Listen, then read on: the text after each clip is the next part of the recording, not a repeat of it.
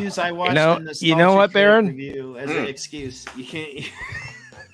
I think it's time for us to do our movie review. Change the subject. Oh, Nice. all right.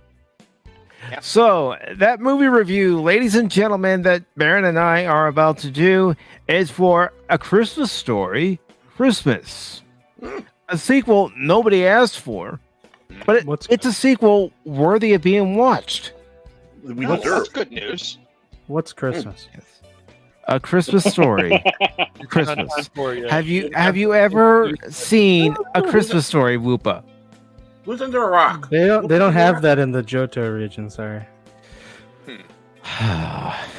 Anyhow, Well, it just tells you, you're gonna put your eye out if you have a BB gun. Just saying. That's all you got. Whoopa will whoopa. Why would I- He's a whoopa. Why would I ever have a BB gun? I don't have any hands. That's true. Well, maybe You got a maybe crown, you though. I maybe, see a crown. Wait, maybe you'll still put your eye out. I You don't don't know. have any hands? Maybe hello to Black Dragon. Well, I'm a Woopa. Hello, Black Dragon. What about Got Dragon? no arms. How do you type onto the keyboard? I just hit my face into the keyboard. He's got some Like Brian excellent water spitting skills.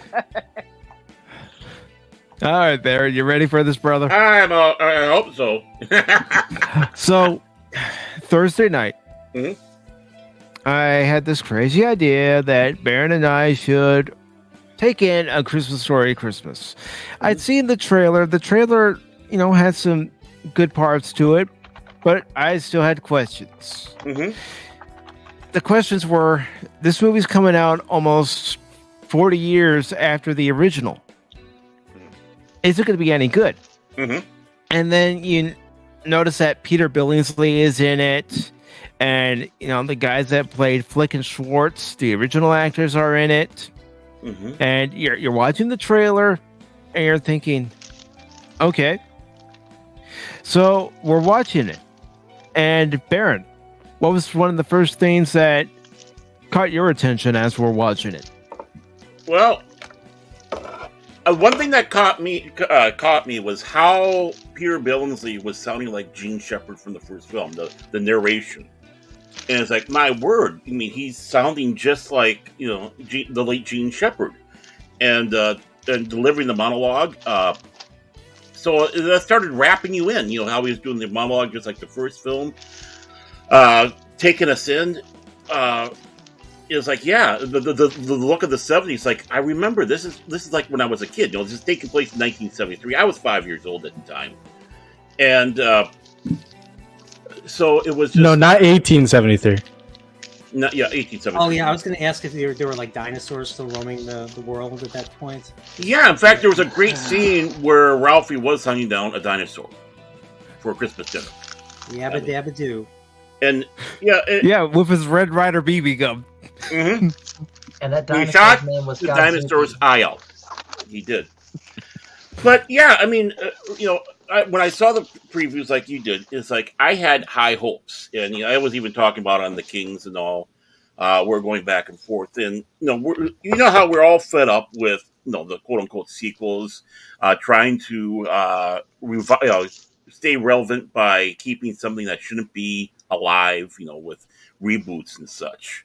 But you have those rough ones, those ones that come along that actually do work, like Maverick. I haven't seen it. The Long Suffering did. I know a lot of people did, and they liked it. And this, we were looking for something where we could point a finger and say, "This is how you do it." Mm-hmm. And this film was that all the way through. It was great because they were giving you memorable moments, but not member berries. And all the boys were back. Flick and Schwartz were played by the same actors when they were kids. Of course, Ralphie. Randy's played by the same actor. Mm-hmm. And even Scott Farkas, he was in there, played by the same actor. The only one that they didn't bring back was the mom. That was done by Mary. I keep on wanting to say Mary Steenburgen, but it wasn't. It's I got a mental block on her name. Julie Haggerty. Julie Haggerty from Airplane, if people remember the Airplane films.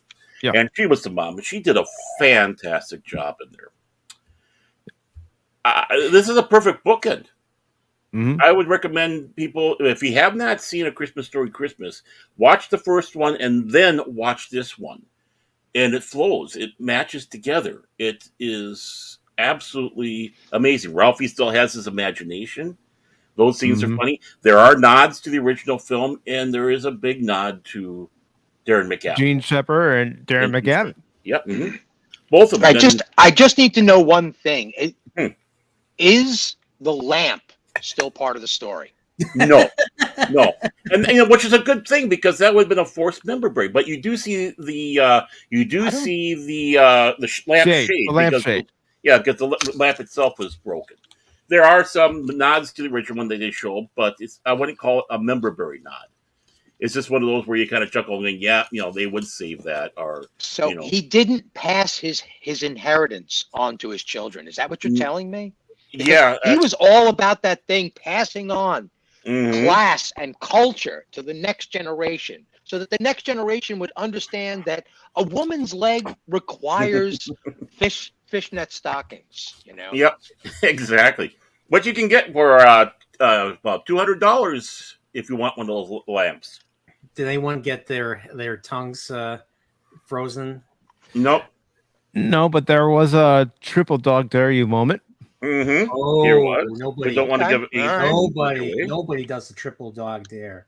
They did the triple dog dare. You do the triple dog dare, but you got to remember you got to do it in order. And and Fleck was known to go out of order on that one. So I forget the order. So it's I dare you, then I double dare you, then I double dog dare you. Is that? Yep. How Yeah, and then you triple dog dare, then triple dog dare. I think that after that, there's like nothing after that. No, that's the ultimate. That's once you get that one. I just love their reactions. They're like, "We actually did the triple dog dare." And we actually do meet a Bumpus, because the first one we only saw the Bumpus dogs, but we actually do meet a Bumpus in this one. So When did you guys watch this? Thursday. It just came out. And you guys didn't share with anybody. We're a super secret group that you're part of that we're not saying because we made the secret handshakes and everything, but we're your coupon pages. That secret. Yeah. Hold on. You could have hopped in at any time. Yeah. Is this the same group that told Paul he shouldn't be listening or doing Christmas carols? Yet you guys just watched the Christmas movie. Yeah, that's another funny thing. about This that. is the same group that held Paul at gunpoint and forced him. You guys forced him to about watch watching Caddyshack Christmas 2. carols, but Because- you guys watch a Christmas movie. You want to know why? Because we are YouTubers, and part of our responsibility as YouTubers is to review the latest movie or TV show that has come out. Yeah, that's right. But Paul is a YouTuber too that plays music live. That is true. Wait, Mike, you're a YouTuber? You know what? Yes. I mean, continue what a telling great us the story. What a great nod to the original. What a great nod to Darren McGavin, Gene Shepard. And even though the original mom wasn't in there, they still respected that she was a part of the first one.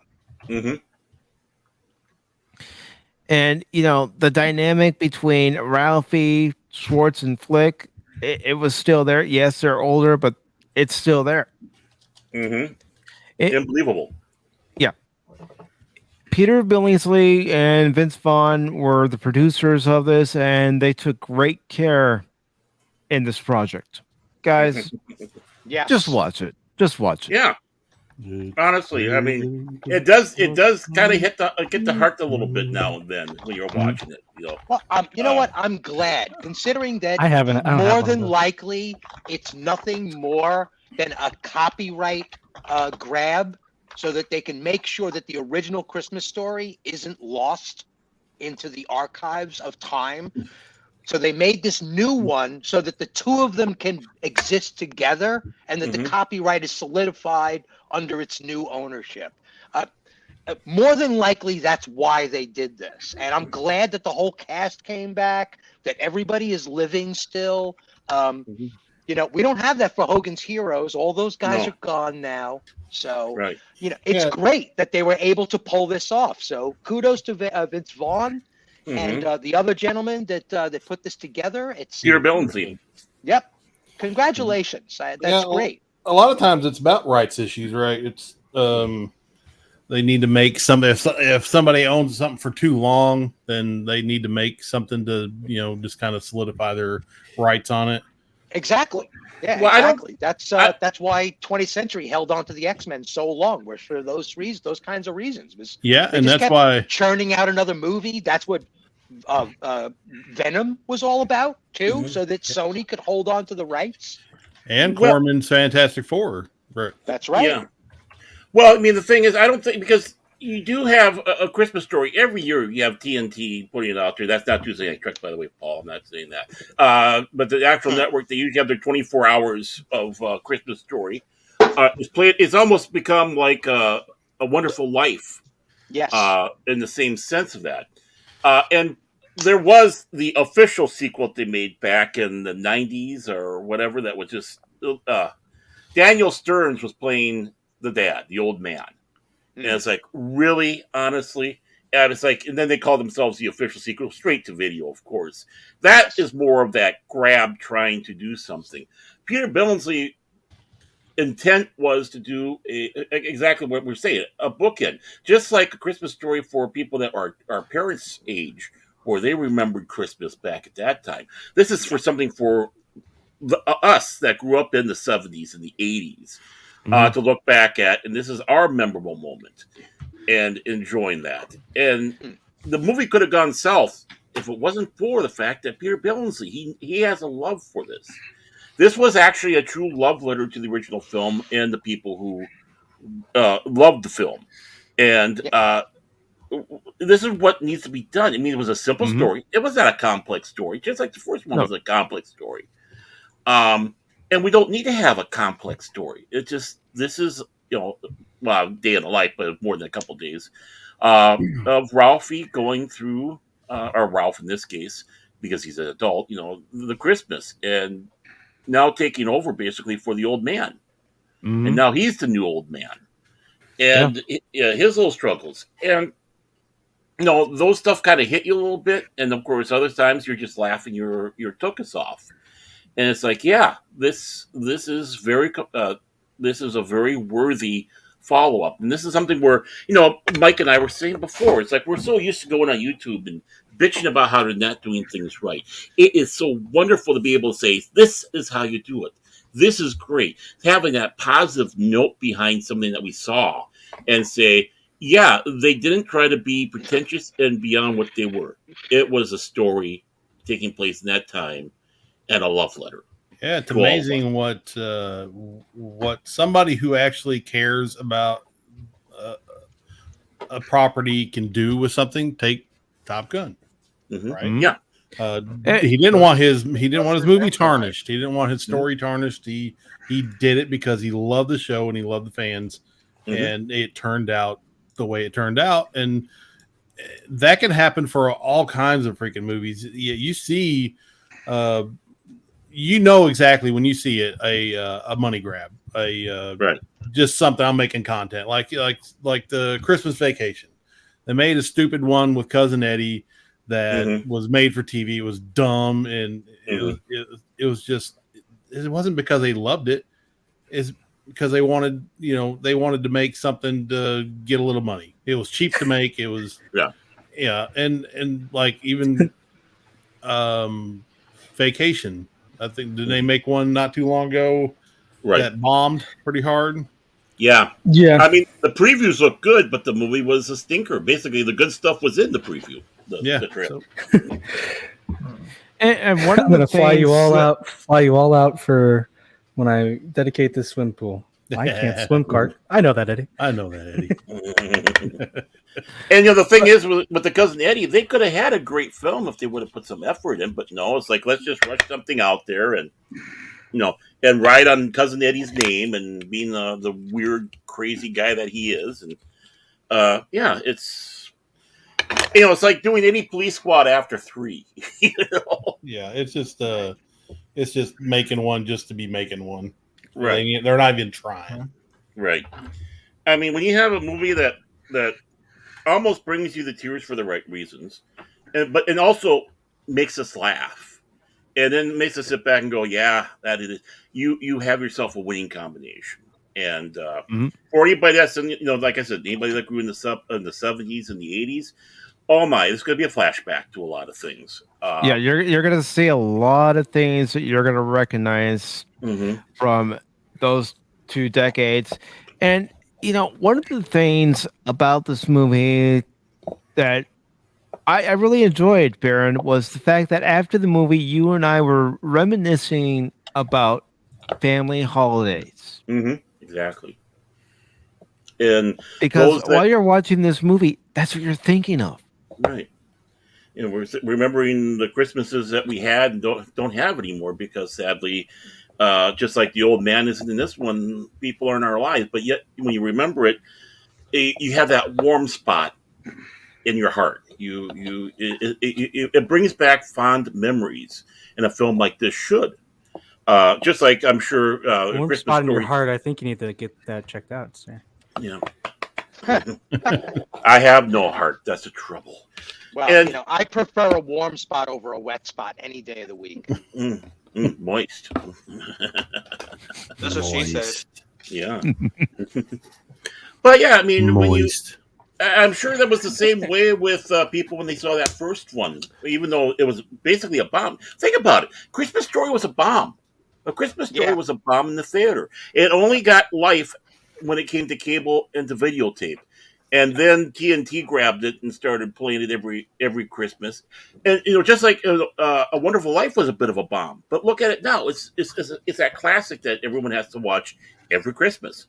But one thing I will say about A Christmas Story Christmas is go watch it. And if I'm going to give it a rating out of 10, I know normally I go out of 5, but out of 10, I'm going to give this movie a 7.5 out of 10. Oh, really? I would be about 8.5, 9. Yeah, I mean, wow. Like I said, it's a very good. It's a very. I didn't go 10. But 8.5 maybe. But it's a very watchable film. I gave it a respectable